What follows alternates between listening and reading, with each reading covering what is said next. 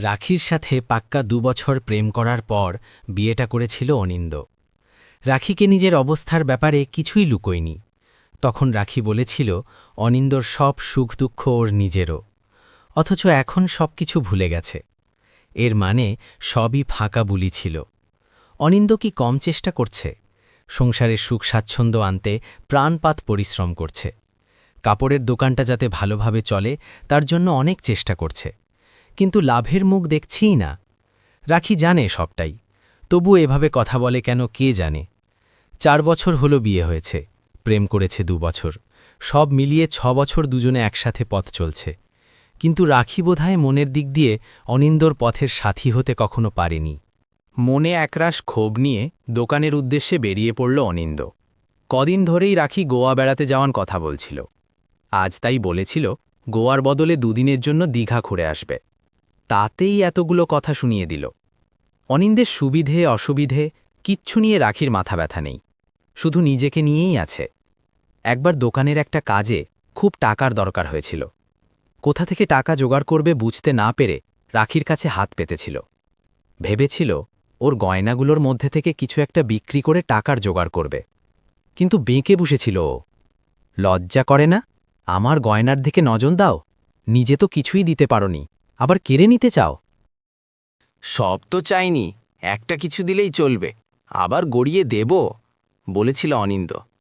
চুপ কর, তুমি আবার গড়িয়ে দেবে, আমার গয়নায় হাত দেবে না, ওগুলো তুলির বিয়ের সময় কাজে লাগবে, নয়তো ফকির বাবার মেয়ের বিয়ে হবে কি করে। চুপ করে গেছিল অনিন্দ। রাখির খোঁচা দেওয়া কথাগুলো ভেতরে রক্তপাত ঘটায়। মুখ খুলতে গেলে তো আরও বিপদ। দোকান খুলে নিজের জায়গায় গিয়ে বসল অনিন্দ। রতন এখনও আসেনি। বিচ্ছুটাকে কত দিন বলেছে 10টার মধ্যেই চলে আসতে, এসে দোকান ঝাটপাট দিয়ে পরিষ্কার করবে, খদ্দেরদের সামলাবে, পাশের চায়ের দোকান থেকে একটু পরপর চা এনে দেবে। কাজ কি কম? একজন কর্মচারীই রাখতে পেরেছে, এর বেশি ক্ষমতা নেই।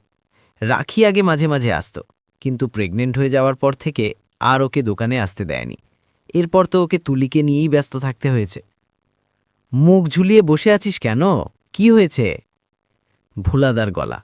মুখ তুলে তাকালো অনিন্দ, তারপর হেসে বলল, কিছু না দাদা, রতনটা এখনো আসেনি, তাই ভাবছি। তাই বল, মুখটা যেরকম পেঁচার মতো বানিয়ে রেখেছিলি, ভাবলাম কি না কি হলো।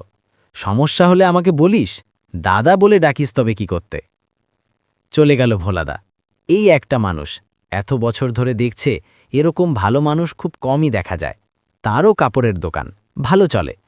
উনার কাছ থেকে ব্যবসা সংক্রান্ত পরামর্শ নিতে নিতে কখন যে দাদার মতোই ভালোবেসে ফেলেছে জানে না অনিন্দ। অবশ্য এরকম একজন মানুষকে ভালো না বেসেও কি পারা যায়? শুধু অনিন্দ নয়, সবার যে কোনো বিপদাপদে সবচেয়ে আগে পাশে এসে দাঁড়ান এই ভদ্রলোক, সকলের ভোলাদা। রতন এসে গেছে, এসেই ঝাড়ু নিয়ে কাজে লেগে গেছে। ওকে ধমকাবে ভেবেছিল, কিন্তু এখন কথা বলতে ইচ্ছে করছে না। মনটা বিজায় খারাপ। বিয়ের পর থেকে রাখির কোনো আবদারই তেমন মেটাতে পারেনি। বেড়াতে যাওয়ার ইচ্ছেটাও কি পূরণ করতে পারবে না? রতন চুপচাপ কাজ করছিল। অনিন্দ তাকে গম্ভীর মুখে চুপ করে বসে থাকতে দেখে ভাবছিল দেরি করে এসেছে বলে দাদা রাগ করেছে, কথা বাড়াচ্ছিল না তাই। একসময় এক মহিলা খদ্দের এলেন। দাদা, ভালো নাইটি আছে আপনার দোকানে? বলুন কীরকম দামের মধ্যে চান? সব রকম আছে আমার কাছে। নাইটিগুলো পরপর বের করতে লাগল অনিন্দ। শুরু হয়ে গেল আরেকটা ব্যস্ত দিন। দুপুর 1:30টার দিকে ভাত খাওয়ার জন্য বাড়ি যাবে বলে বেরোল অনিন্দ। হঠাৎ মনে হলো ঘুরতে যাওয়ার ব্যাপারে ভোলাদার সঙ্গে কথা বললে কেমন হয়। সঙ্গে সঙ্গে ভোলাদার দোকানের দিকে চলল। ভোলাদাকে দোকানে পেয়েও গেল। ভোলাদা, 2 মিনিট সময় দেবে আমাকে? কিছু বলবি? দাদা তাকিয়ে আছে। তোমার কাছে কিছু টাকা ধার পাওয়া যাবে? অনিন্দ সংকুচিত ভঙ্গিত বলেছে। কত টাকা? কেন রে? খুলে বলল অনিন্দ। ভোলাদা বলল, তাই এমন হাড়ির মতো মুখ করে রেখেছিলি? কিন্তু মুম্বাই আর গোয়া বেড়াতে গেলে অনেক হিসেব করে চললেও বেশ কিছু টাকা খরচ হয়ে যাবে। পারবি তো সামলাতে? এক কাজ কর, পুরী বেরিয়ে আয়, কম খরচে হয়ে যাবে। রাখি জেদ ধরেছে গোয়াই যাবে, বেচারির শখ। শখ করলেই কি হয়, বুঝিয়ে বল। অনিন্দ মনে মনে বলল, কাকে বোঝাবে? যে অনিন্দর অবস্থা বুঝেও না বোঝার ভান করে, অহেতুক বায়না করে অনিন্দকে টিজ করতে, যার মনে অনিন্দর জন্য একটু মায়াও আছে কিনা সন্দেহ। খেতে বসে ভয়ে ভয়ে কথাটা পারল অনিন্দ। আমরা এবার পুরী বেরিয়ে আসি, কি বলো? দীঘা, পুরী, এমন কি তফাত? এর চেয়ে বাদ দাও, কোথাও যাওয়ার দরকার নেই, ঘরে বসে অন্যের বেড়ানোর গল্প শুনি। চুপ করে গেল অনিন্দ। কি বলবে, কাকে বলবে? এর চেয়ে চুপ করে থাকলেই শান্তি। এক রাতে গভীর ঘুমে আচ্ছন্ন ছিল অনিন্দ। রাখি ঠেলে ঘুম থেকে উঠিয়ে দিল ওকে। শুনছ, কেউ দরজা ধাক্কাচ্ছে, তোমার নাম ধরে ডাকছে। রাখির চোখে ভয়ের ছাপ। এই কদিন কথা বলছিল না অনিন্দর সঙ্গে। অনিন্দ চেষ্টা করেনি রাগ ভাঙানোর। ধড়মড়িয়ে বিছানা ছেড়ে উঠল অনিন্দ। এত রাতে কে এলো? দুম দুম করে দরজা ধাক্কাচ্ছে কেউ, ডাকছে, অনিদা, অনিদা, তাড়াতাড়ি দরজা খুলো, সর্বনাশ হয়ে গেল। এ তো রতনের গলা। দৌড়ে গিয়ে দরজা খুলল অনিন্দ। সঙ্গে সঙ্গে হাউমাউ করে উঠল রতন। অনিদা গো, সর্বনাশ হয়ে গেল, বাজারে আগুন লেগেছে, লাইনকে লাইন, দোকান পুড়ে ছাই, তোমার দোকানটাও গেছে গো। অনিন্দর মনে হলো পায়ের তলা থেকে মাটি সরে যাচ্ছে। ও যা শুনছে সব ভুল, হতেই পারে না এমন। আচমকা চোখের সামনে সব অন্ধকার হয়ে এলো। সব শেষ হয়ে গেল। তিলে তিলে পরিশ্রম করে দোকানটা দাঁড় করানোর চেষ্টা করছিল, এবারে সব শেষ হয়ে গেল। এমনিতেই লোকসানের মুখে দাঁড়িয়ে থাকা ব্যবসা এমন প্রচণ্ড ক্ষতির মুখে পড়ল, যেখান থেকে আর ঘুরে দাঁড়াতে পারবে কিনা জানা নেই।